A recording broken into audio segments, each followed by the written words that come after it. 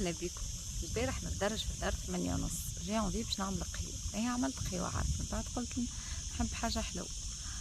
كومت هكا صحين ومن بعد قلت يا أخي أنا فيش نعمل شبيني اليوم، يا أخي مش بكري عملت رفيس عرفتوه هكا الملاوي يبدا بيت تقصوه هكا وتحطوا عليه شوية زبدة وشوية تمر هكا وشوية عسل كي ناقصة حلاوة. حسيلو معليش يعني هكا، من بعد قلت هيا برا مسيلش جمعة كاملة ناكل مستوية، جيت اليوم هيا سي با غراف. من بعد حسيلو ماشية بشوي نخمم شنيا باش نتفرج ولا شنيا باش نقرا. وفجأة تذكرت يا أخي أنا الجمعة هذي ما عملتش، ما مشيتش للصالة. شبيني ما مشيتش للصالة الجمعة هذي؟ قعدت نخمم حسيلو البارح نسيت كومبليتمون اللي أنا باش نمشي للصالة، نسيتها تفسخت هكا الحكاية من مخي. ومن بعد جا رياليزي اللي الحمد لله بالحق اللي عاوني برشا باش نقص من هكا الماكله ومن الطبلبيز نتاع الماكله اللي هو لونترينمون في الصاله العشيه مخر معناها اخر النهار.